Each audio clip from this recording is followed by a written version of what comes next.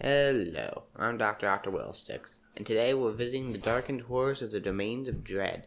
After borrowing a book from the famed vampire hunter Rudolf van Richten, I have ranked every single domain from worst to best. So first things first, I'm only ranking the 17 domains of dread that are actually covered in the book. There's a whole bunch of domains of dread that are given a paragraph that the DM can explore. So I'm only going into the ones that are really given descriptions in the book. Each domain of dread is ranked on 5 categories. They go as followed. There's lore. What lore does the domain of dread have? Any odd effects or unusual creatures that lurk in the corners of the mist? Well, that's what will get you a good lore score.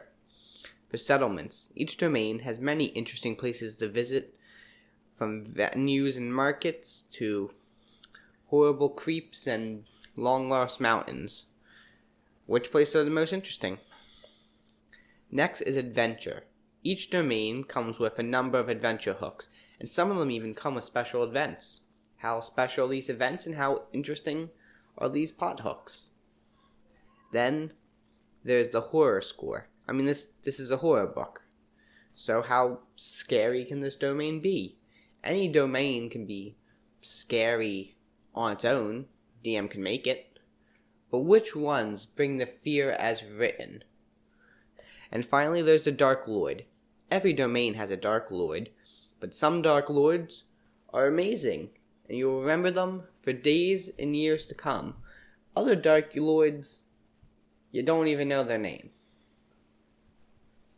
Now, not every campaign in the Domains of Dread needs to focus on the Dark Lords, but they're usually important, considering the fact that they're the de facto rulers of an entire demi-plane. So, they're kind of important. So, based on this ranking system, the worst domain is the Carnival. I was really excited for this domain, expecting a haunting show of horrors, but unfortunately, I was met with lackluster locals and unfulfilled Fey foreshadowing. For lore, the Carnival gets an 8 out of 10. As I think I told you, there's a lot of odd Fey. And this domain has the interesting ability to be able to travel and reside in other domains. But other than that, it doesn't really have much. In settlements, I got a 5 out of 10.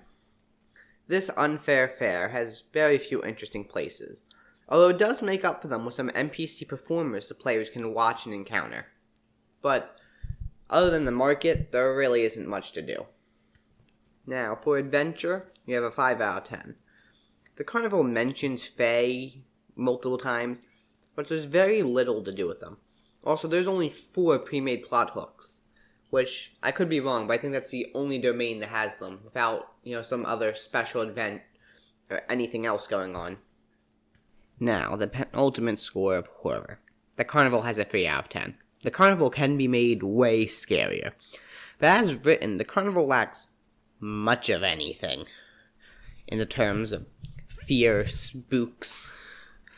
And then lastly is the Dark Lord, which has a score of 5 out of 10, which, it's pretty interesting that instead of being a normal person, it's purely a sentient sword, but that's about as special as it gets.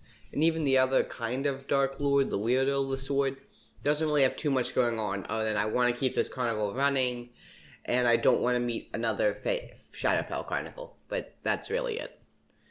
And they also have some really cool history, but they, just left that out. They just wiped her mind, so she doesn't even know about that, so maybe you can dig it up, maybe that would be an interesting adventure, but, as written, nothing. In 16th place is Blue Splurt, a domain ruled by the God Brain, an elder brain that was a bit too smart and a bit too evil, so the dark powers whisked it away. This domain isn't very impressive, with very few locations and not much of a description other than poison gas and caverns. For lore, it gets a 7 out of 10. This score comes from the basic lore, but mostly the memories and nightmares that you gain from traveling to and from Blue Splurt. I guess rather leaving, but, which I stand is incredibly interesting, but that's about all that this domain has going for it. For settlements, we have a 4 out of 10. These settlements are horrible. They're basically all either mountains or catacombs, but lack any further lore. Even the information about what's found in there. It's basically just the Underdark, with no drow. It's just full of mind flayer horrors. Now, for the adventures, it gets a 6 out of 10, as the adventures are quite interesting, but most, if not all of them, take place outside of Blue Splurt, with the forces either abducting the party or abducting citizens or other odd alien technologies being found. So a lot of it's more outside of Blue Splurt than within, since there's not really much to do in the domain. Now, with a 7 out of 10, one thing I can definitely commend this domain for is its use of horror. It reminds me of great sci-fi movies, such as Alien or The Thing. And obviously the Mind Flayers constantly doing strange experiments allows you to throw untold amounts of horrifying monsters. I can imagine players walking these caverns always feeling like they're being watched, before eventually being abducted by these Mind Flayers for who knows what purposes. And finally, the Dark Lord, 4 out of 10. It's just straight up an elder brain, but more evil and disease-ridden. A huge step up from the last two is Richmond. This domain is rat-ridden, and has a plague that is always waxing and waning. Well, I wonder what that must be like. For lore, it has an 8 out of 10. It has very basic lore, but interesting enough. But the gnawing plague and the city's were-rat underbelly really lifts it up. For settlements, it has a 6 out of 10, as the city is an interesting enough place, but some of the other locales aren't as lucky, and leave much to be desired. Now the adventure is 8 out of 10, as there's mostly a urban mystery kind of feel, with also murderous rat swarms, and needing to clear the players' names being some that come to the top of my head. But horror. Horror is a mere 3 out of 10, with the only sort of terrible thing being the plague, known as the Gnolls. The only thing is that, one, it's an incredibly low DC, but also the plague has no strange effects. It's just a sickness. The plague doesn't turn you into a rat abomination. It doesn't, make you into a zombie. It doesn't do anything other than you might die of being sick. And, considering the fact what a good chunk of us have lived through, plague aren't that scary anymore.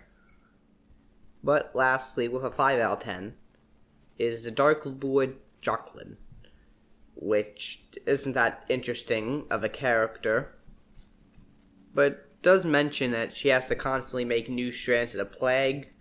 But other than that, she's really just kind of power-hungry, yet also doesn't want to rule the city. There's just better Dark Lords. I'll just end it at that. In 14th place is Kalakiri, a war-torn domain of political intrigue with two sides in an everlasting war of secrets and siblings, where even the simplest misstep can lead to one's demise at the gallows. All of this and more gives it a solid 5 out of 10 for lore. And just like 5 out of 10, is the same score for settlements. Some of this domain's amazing tourist attractions can include the Blackwater Swamp, full of unimaginable horrors. It also could include the ever-growing Tower of Traitors, where all of those who want to overthrow the Dark Lord are currently spending their time. Now for adventures, this has a 10 out of 10, as the party will quickly be forced to pick a side. The political intrigue is so great, the book includes its own renown chart for the DM to use. Now meanwhile for horror, it's a 5 out of 10. War is scary and always will be, but other than how lightly the party has to tread to avoid angering either side of the conflict, and the daily body count of this domain, there really isn't anything that scary. But the Dark Lord is 7 out of 10, as the domain's base Dark Lord, Ramya, is very interesting, but when you include her two siblings, the Dark Lord in all is incredibly impressive. In 13th place is Morden, the realm of ghosts that never managed to pass on to their afterlife. The domain has a lore score of 8 out of 10, as the hauntings and the amount of abandoned manors are very helpful in creating a ghostly atmosphere, as well as always having, ghosts for your players to interact with. It's really cool. For locations, Morden gets a 4 out of 10, as they're really uninteresting. Most of them just being lost manors, and a lake is the most interesting place to visit. Now, on the other hand, the adventures in Morden have a 7 out of 10, with unending sorrow of the undead, and the idea of your past always being dug up by ancestors that still preside, even long after death.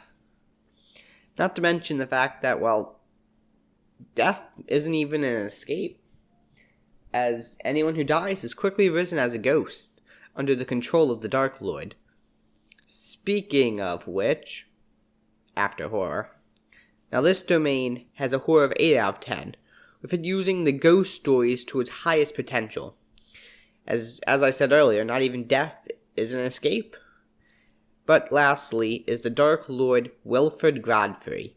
This guy murdered his father, his children, his wife, and they started haunting him after the grave. Eventually, hoping to escape the hauntings, he killed himself. When he did, the mist rolled in, and now he is a ghostly Dark Lord who, no matter what he does, is constantly tormented by the souls of all who die. So, yeah, really, really good. An interesting Dark Lord. That gets a solid 6 out of 10.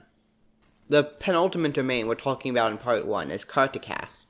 I love this domain, but it doesn't even break the top 10, unfortunately. This domain is ruled by a charismatic werewolf musician. The domain is like an unending play, with every citizen vying for the lead role. The lore of Carticas is a solid 6 out of 10, with everyone living by one phrase: never let the audience grow bored. This domain may seem confusing at first, with everyone acting like a drama kid on speed, but the players will soon learn those who aren't entertaining aren't seen again. For settlements, we have 8 out of 10, which each of the towns focusing on a different form of performance and artistry. And of course, while technically being within one of the towns, there is the exclusive Crystal Club, where newcomers aren't exactly given the nicest farewell. The adventures in this domain are an 8 out of 10, with so many fun quests, not to mention the party is almost bound to meet up with the Dark Lord. In fact, there's even a number of favors that they can do for him. Now, I'll talk about the Dark Lord in a bit, right after horror, which is where this domain really misses its mark with a 3 out of 10. While definitely people acting and being what I imagine is overly happy might be creepy at first, those who fail to play their role disappearing. Other than that, anything horror is basically non-existent. Lastly is the Dark Lord, which I have to give a 10 out of 10. Harkin is a deceiving trickster that lives with a lust for constant entertainment. He also has a daughter who constantly wants to usurp his father, and because of the dark powers, everyone always seems to love his daughter more than him. The players are almost guaranteed to have multiple chats with him on separate different occasions.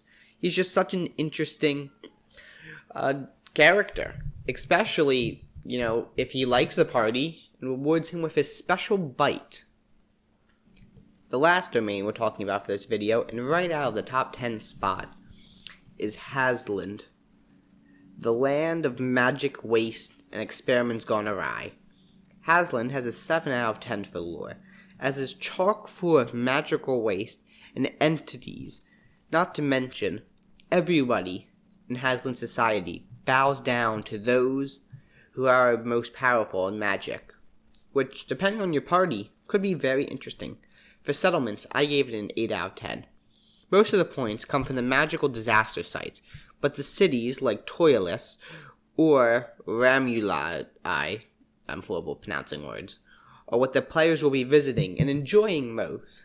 Now, for adventures, it's an 8 out of 10. Almost all the adventures are interesting, with the players needing to survive this desert wasteland of magical energy.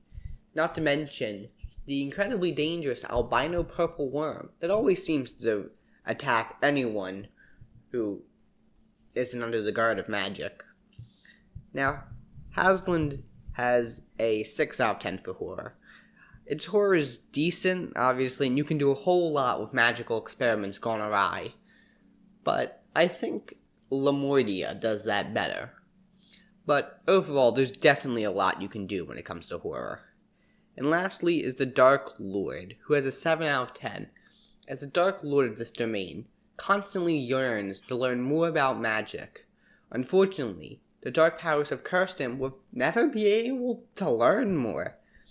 Not to mention, considering how Hasland society goes, if any of his apprentices or any newcomers to the realm are stronger with magic than he is, he could be overthrown. So that makes him an incredibly interesting character. Not to mention, I'm sure if he learns about the players, he might offer, hey, do you want to be my apprentice? If one of them is a wizard or a sorcerer. Well, that's it for part 1 of this ranking. Next time I will be ranking, well, not this, I'll be doing a video on Skullpoi, but next time I'll probably be doing a video getting and talking about the last couple of domains. Anyway, if you visited any of these domains in your travels, tell me how they went in the comments below. Or if you have any ideas on how to improve the different aspects that these domains are filtering in. Or if you think I don't know what I'm talking about, which you're probably right. There's no joke, you're just right. Anyway, if you wouldn't mind, please like, comment, and subscribe, and hopefully I'll see you next time.